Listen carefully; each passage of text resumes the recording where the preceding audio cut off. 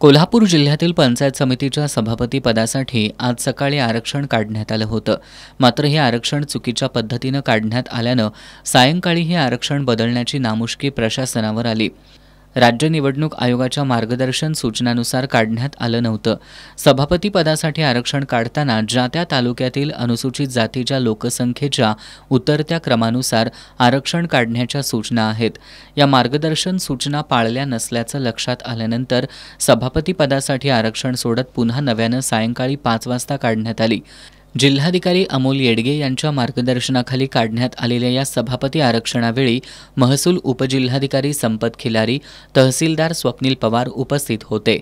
नव्यानं काढण्यात आलेल्या आरक्षणानुसार आता हातकणंगले पंचायत समितीचं सभापतीपद अनुसूचित जाती महिला प्रवर्गासाठी आरक्षित झालंय, तर शिरोळ पंचायत समितीचं सभापतीपद अनुसूचित जाती प्रवर्गासाठी आरक्षित झालं.